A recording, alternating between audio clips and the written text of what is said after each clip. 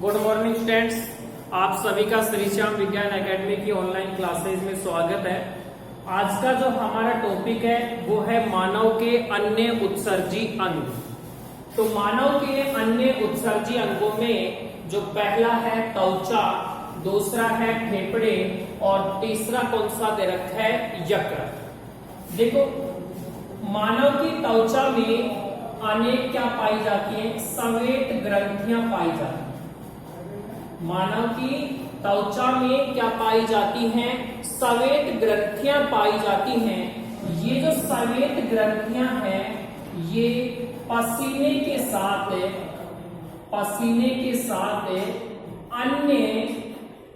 अन्य नाइट्रोजन युक्त उत्सर्जी पदार्थों को क्या निकालती है, बाहर निकालती है। बस आपको इतना ध्यान रखना है, त्वचा, मानव की त्वचा में पाई जाती हैं क्या, संवेद ग्रंथियां पाई जाती हैं। और ये जो संवेद ग्रंथियां हैं ये पसीने के रूप में जल और नाइट्रोजन युक्त अपशिष्ट पदार्थों को क्या निकालती हैं, बाहर निकालती हैं। उसके बाद में दूसरा जो पॉइंट है अपना फेफड़ा, यानी कि कोशिकीय श्वसन के फलस्वरूप बनी, कोशिकीय श्वसन, और इस कोशिकीय श्वसन के फलस्वरूप क्या बनी, CO2 उत्सर्जी पदार्थों के रूप में इसे क्या निकाल दिया जाता है, बाहर। उसके बाद में यकृत, ये जो यकृत है ये एमिनो अम्लों को किसमें तोड़ देती है, अमोनिया से, और फिर अमोनिया से किसका निर्माण हो जाता है, यूरिया का, और फिर यूरिया को मूत्र के रूप में क्या निकाल दिया जाता है, बाहर निकाल दिया जाता है। तो फेफड़े कोशिकीय श्वसन के फलस्वरूप बनी CO2 को शरीर से क्या कर दिया जाता है, बाहर निकाल दिया जाता है। तीसरा पॉइंट है यकृत। यकृत जो कोशिका होती है वो क्या काम करती है, जो एमिनो अम्लों को किसमें बदल देती है, अमोनिया में। अमोनिया से किसका निर्माण हो जाता है, यूरिया का निर्माण हो जाता है। फिर इस यूरिया को मूत्र के द्वारा क्या निकाल दिया जाता है, बाहर निकाल दिया जाता है। इस तरह मनुष्य के अन्य उत्सर्जी अंग त्वचा, फेफड़े और यकृत। उसके बाद में जो हमारा अगला टॉपिक आता है उत्सर्जन से संबंधित रोग। देखो, उत्सर्जन से संबंधित रोगों में सबसे पहले आती है किडनी पथरी, वृक्क पथरी। इसमें क्या होगा, वृक्क श्रोणी में, कौन सी श्रोणी में, वृक्क श्रोणी। और इस वृक्क श्रोणी को अपन क्या कहते हैं, पैल्विक। मैंने आपको बताया था मूत्र वाहिनियों का जो प्रारंभिक भाग होता है वो कैसा होता है, चौड़ा होता है, जिसे अपन कहते हैं वृक्क श्रोणी या पैल्विक। तो इस पैल्विक जो भाग होता है, इस पैल्विक भाग में क्या होंगे, यूरिक अम्ल, क्या होंगे, यूरिक अम्ल, कैल्शियम ऑक्जेलेट और फोस्फेट के लवण क्या हो जाते हैं, जमा हो जाते हैं और किसका रूप ले लेते हैं, पथरी, स्टोन का रूप ले लेते हैं। तो किडनी पथरी यानी कि मूत्र वाहिनियों का जो प्रारंभिक भाग होता है उसे अपन पैल्विक कहते हैं। उस पैल्विक भाग में यूरिक अम्ल, कैल्शियम ऑक्जेलेट और फोस्फेट के जो लवण होते हैं वो क्या हो जाते हैं, उसमें जमा हो जाते हैं और पथरी का रूप ले लेते हैं। और फिर मूत्र त्यागते समय इसमें क्या होता है, दर्द होता है। दूसरा है ब्राइट रोग। ये गलोमेरुलस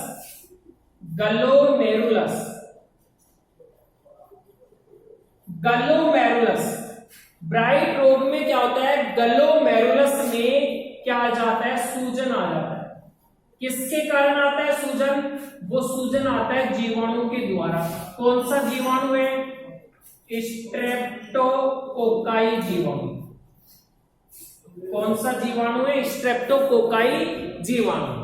ब्राइट रोग में क्या होता है, ये जो रोग होता है वो जीवाणु के द्वारा होता है। कौन से जीवाणु के द्वारा, स्ट्रेप्टोकोकाई जीवाणु के द्वारा ये रोग होगा।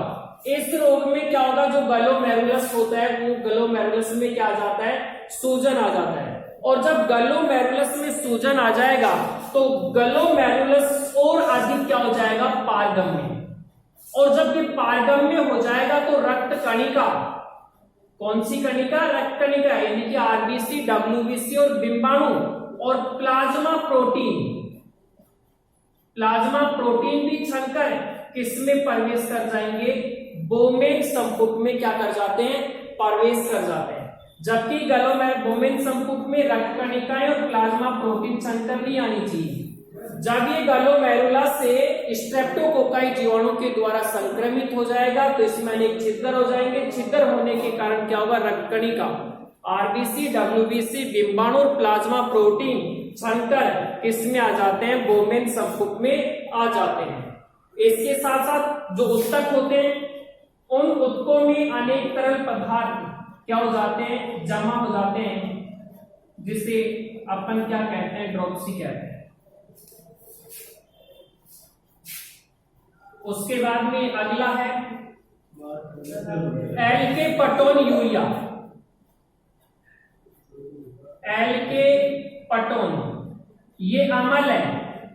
जैसे ये अम्ल वायु के किस में आता है, संपर्क में आता है, तो मूत्र कैसा हो जाता है, मूत्र काला हो जाता है। कैसा हो जाता है, काला, जिससे अपन कहते हैं कृष्ण मूत्र रोग। क्या कहेंगे, कृष्ण मूत्र रोग कहते हैं। एल्केपटोन यूरिया, इसमें एल्केपटोन जो अम्ल होता है जैसे वायु के संपर्क में आता है, यानी कि एल्केपटोन अम्ल किसमें पाया जाएगा, मूत्र में। जैसे मूत्र किसके संपर्क में आएगा, वायु के संपर्क में आएगा, और वायु के संपर्क में आएगा तो मूत्र कैसा हो जाएगा, काला हो जाएगा, जिससे अपन क्या कहेंगे, कृष्ण मूत्र रोग कहेंगे। उसके बाद में जो चौथा जो पॉइंट है हमारा वो है यूरेनिया। रक्त में यूरिया का अधिक पाया जाता है। रक्त में यूरिया का अधिक पाया जाना क्या कहलाता है, यूरेनिया कहलाता है। अगला है गाउट रोग। कैसा रोग है ये रोग है आनुवांशिक रोग है। कैसा रोग है, आनुवांशिक रोग। गाउट रोग में क्या होता है, जितने भी हमारे शरीर के जो ज्वाइंट्स होते हैं उन ज्वाइंट्सों पर कौन सा अम्ल जमा हो जाता है, यूरिक अम्ल जमा हो जाता है। कौन सा अम्ल जमा हो जाता है, यूरिक अम्ल, जिससे शरीर के जो जोड़ होते हैं उनमें क्या होने लगता है, दर्द होने लगता है। यूरेनिया, रक्त में यूरिया का अधिक पाया जाना क्या कहलाता है, यूरेनिया कहलाता है। उसके बाद में गाउट रोग। गाउट रोग क्या है, ये आनुवांशिक रोग है। और आनुवांशिक रोग है, इसमें क्या होगा, हमारे शरीर के जितने भी ज्वाइंट्स होते हैं उन ज्वाइंट्सों में क्या जमा हो जाता है, यूरिक अम्ल, जिससे शरीर की जितनी भी संधियां होती है, ज्वाइंट्स होते हैं, उनमें क्या होने लगता है, दर्द। प्रोटीन यूरिया, ध्यान रखना, मूत्र में क्या पाया जाना, प्रोटीन। यदि मूत्र में प्रोटीन की मात्रा सामान्य से अधिक हो जाती है, मूत्र में जो प्रोटीन की मात्रा क्या हो जाती है, सामान्य से अधिक हो जाती है, तो उससे अपन क्या कहेंगे, प्रोटीन यूरिया। कीटोन यूरिया, मूत्र में कीटोन की सामान्य से अधिक मात्रा पाया जाना, कीटोन यूरिया। उसके बाद में आता है हेमेटो यूरिया, मूत्र के साथ आरबीसी का निकलना, हेमेटो यूरिया। मूत्र के साथ हीमोग्लोबिन, मूत्र में हीमोग्लोबिन की उपस्थिति, हीमोग्लोबिन यूरिया। पाई यूरिया, मूत्र में मवाद कोशिका का पाया जाना, पाई यूरिया कहलाता है। हेमेटो यूरिया, हेमेटो यूरिया किससे कहेंगे, हेमेटो, मूत्र के साथ आरबीसी का बाहर निकलना, मूत्र के साथ आरबीसी का क्या निकलना, बाहर निकलना, हेमेटो यूरिया। हीमोग्लोबिन यूरिया, मूत्र में हीमोग्लोबिन का पाया जाना, हीमोग्लोबिन यूरिया। मूत्र में मवाद कोशिका का पाया जाना, पायूरिया कहलाता है। पीलिया किसे कहते हैं? मूत्र में पित्त वर्णकों की उपस्थिति क्या कहलाती है? पीलिया। ग्लाइकोसूरिया, मूत्र से ग्लूकोज का बाहर निकलना, ग्लाइकोसूरिया। डिसयूरिया, मूत्र त्यागते समय दर्द होना, मूत्र त्याग के समय दर्द होना क्या कहलाता है? डिसयूरिया कहलाता है। मूत्र त्यागते समय दर्द होना क्या कहलाता है? डिसयूरिया कहलाता है। दूसरा पोलीयूरिया, जब नेफ्रॉन की नलिकाओं के द्वारा जल का पुनः अवशोषण नहीं होता है तो रोगी बार बार मूत्र का क्या करता है? विसर्जन करता है, मूत्र का आयतन बढ़ जाता है, जिससे अपन क्या कहेंगे? पोलीयूरिया। डायबिटीज इंसिपिडस, मैंने आपको बताया था, यानी कि जो दूरस्थ कुंडली जो नलिका है उसमें ADH यानी कि एंटी डायूरेटिक हार्मोन, यदि इस हार्मोन की कमी हो जाएगी तो दूरस्थ कुंडलित नलिका जल का क्या नहीं कर पाती है? अवशोषण नहीं कर पाती है, मूत्र का आयतन क्या हो जाता है? बढ़ जाता है, और रोगी बार बार क्या करने लगता है? मूत्र करने लगता है, जिससे अपन क्या कहेंगे? Diabetes insipidus. अगला ओलिगोयूरिया, यानी कि मूत्र का सामान्य से अधिक होना क्या कहलाता है? ओलिगोयूरिया। ये उत्सर्जन से संबंधित रोग थे, वापस देख लो। पहला है किडनी, मैंने यहां पर लिखा वृक्क श्रोणी, यानी कि मूत्र वाहिनियों का प्रारंभिक भाग चौड़ा होता है जिसे पैल्विक कहते हैं। उसमें यूरिक अम्ल, कैल्शियम, ऑक्जिलेट और फॉस्फेट के लवण जमा हो जाते हैं तो मूत्र त्यागते समय दर्द होता है। ब्लाइट रोग, ये स्ट्रेप्टोकोकाई जीवाणु के द्वारा होगा। ग्लोमेरुलस में सूजन आ जाता है, जिससे ग्लोमेरुलस में अनेक छिद्र बन जाते हैं, जिसमें प्लाज्मा, प्रोटीन और रक्त कणिकाएं छन जाती हैं, और जब उत्कों में जमा हो जाता है तो ड्रोप्सी रोग, कौन सा रोग हो जाएगा? ड्रोप्सी या फिर एडिमा रोग हो जाता है। एल्केपटोन यूरिया, मूत्र में पाया जाता है एल्केपटोन अम्ल। जैसे ही अम्ल वायु के संपर्क में आएगा तो मूत्र कैसा हो जाएगा? काला हो जाएगा, जिससे अपन क्या कहेंगे? कृष्ण मूत्र रोग। यूरेनिया, रक्त में यूरिया की अधिक मात्रा का पाया जाना, यूरेनिया। गाउट रोग अनुवांशिक रोग होता है, हमारे शरीर के जितने भी ज्वाइंट होते हैं उन सभी ज्वाइंटों पर यूरिक अम्ल जमा हो जाता है। प्रोटीन यूरिया, मूत्र में प्रोटीन का पाया जाना प्रोटीन यूरिया कहलाता है। मूत्र में कीटोन का पाया जाना कीटोन यूरिया कहलाता है। हीमेटो, मूत्र में आरबीसी का पाया जाना हीमेटो यूरिया। मूत्र में हीमोग्लोबिन का पाया जाना हीमोग्लोबिन यूरिया। मूत्र में मवाद कोशिका का पाया जाना पायूरिया कहलाता है। मूत्र में पित्त वर्णकों का पाया जाना क्या कहलाता है? पीलिया कहलाता है। ग्लाइकोसूरिया, मूत्र में ग्लूकोज की मात्रा का निकलना, ये इंसुलिन हार्मोन की कमी से होगा। मूत्र त्यागते समय दर्द होना क्या कहलाता है? डिसयूरिया कहलाता है। पोलीयूरिया, पोलीयूरिया में क्या होगा? जो व्यक्ति है वो बार बार मूत्र का क्या करेगा? विसर्जन करेगा, और यानी कि जब कुंडलित नलिकाओं के द्वारा अवशोषण नहीं होगा जल का तो मूत्र का आयतन बढ़ जाएगा, बार बार मूत्र का विसर्जन करेगा। डायबिटीज इंसिपिडस, ये दूरस्थ कुंडलित नलिका होती है, वो दूरस्थ कुंडलित नलिका में एक हार्मोन पाया जाता है और उस हार्मोन का नाम है एंटी डायूरेटिक हार्मोन। यदि इस हार्मोन की कमी हो जाती है तो जल का पुनः अवशोषण नहीं हो पाता है, और यदि जल का पुनः अवशोषण नहीं होगा तो मूत्र का आयतन बढ़ जाएगा, रोगी बार बार मूत्र का क्या करेगा? विसर्जन। और एक है ओलिगोयूरिया, यानी कि मूत्र का सामान्य से अधिक होना। मूत्र का सामान्य से अधिक होना क्या कहलाएगा? ओलिगोयूरिया कहलाता है। उसके बाद में एक पॉइंट और देखते हैं, किडनी प्रत्यारोपण।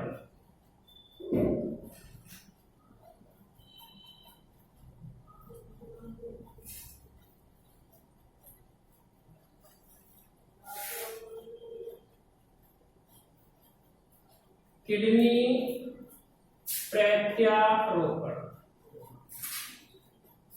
देखो जब किसी भी व्यक्ति की दोनों किडनी क्या हो जाती है? खराब हो जाती है। जब किसी भी व्यक्ति की दोनों किडनी क्या हो जाती है?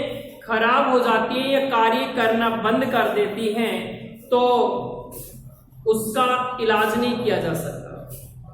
जब किसी भी व्यक्ति की दोनों किडनी कार्य करना बंद कर देती है तो उसका इलाज नहीं, उसे उपचारित नहीं किया जाता है। तो उन किडनी के स्थान पर किसी दूसरे व्यक्ति की जो किडनी होती है उसको क्या कर देते हैं? प्रत्यारोपित कर देते हैं।